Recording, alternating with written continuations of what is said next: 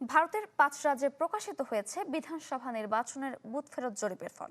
আলোচনার কেন্দ্রে পশ্চিমবঙ্গ। মমতা বন্দ্যোপাধ্যায়ের এই দুর্গ বিজেপি এবার ভাঙতে যাচ্ছে কিনা সে প্রশ্নের উত্তরই এখন খুঁজছে গোটা ভারত। দেশের মানুষকে প্রতিদিন সুরক্ষিত রাখার প্রত্যয় নিয়ে এলো সেফ রাউন্ড সুইচ।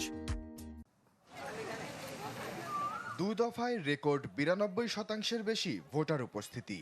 পশ্চিমবঙ্গের রাজনীতির ঢেউ যেন ভোট কেন্দ্রে টেনে এনেছে সাধারণ মানুষকে। ধারণা করা হচ্ছে বড় কোনো পরিবর্তনের সাক্ষী হতে যাচ্ছে রাজ্য।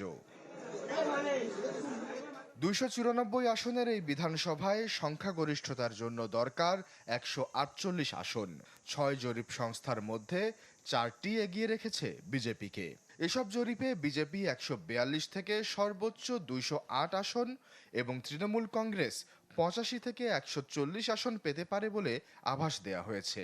সব সংস্থাই একমত যে কংগ্রেস ও বাকি বাম দলগুলোর ভোটের ফলাফল হবে নগণ্য।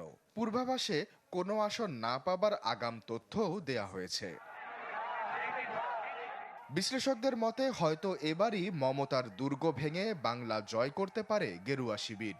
১ দশক আগে এই রাজ্যেই বিজেপির আসন ছিল মাত্র ৩টি, ভোটের হার ১০%-এর কিছু বেশি। ১০ বছরে বুথ ফেরত জরিপে যে অবস্থানে এখন বিজেপি, সেটি ভারতের নির্বাচনী ইতিহাসে বিরল। আসাম ও পুদুচেরিতে বিজেপি নেতৃত্বাধীন এনডিএ জোটের জয় প্রায় নিশ্চিত বলে ধারণা করা হচ্ছে। কেরালায় জরিপে এগিয়ে কংগ্রেস নেতৃত্বাধীন ইউডিএফ জোট।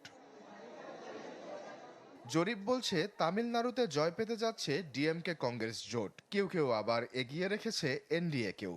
তবে বড় চমক হতে পারে থালাপাতি বিজয়ের টিভিকে দল, যাদের ৯৮ থেকে ১২০ আসন পাওয়ার পূর্বাভাস রাজনৈতিক মহলে আলোচনার ঝড় তুলেছে। অবশ্য বিশেষজ্ঞরা মনে করিয়ে দিচ্ছেন, বুথ ফেরত জরিপের ভবিষ্যৎবাণী সবসময় সঠিক নাও হতে পারে। তাই চূড়ান্ত ফলের জন্য অপেক্ষা করতে হবে ৪ মে পর্যন্ত। আশ্বাস চৌধুরী, চ্যানেল 24।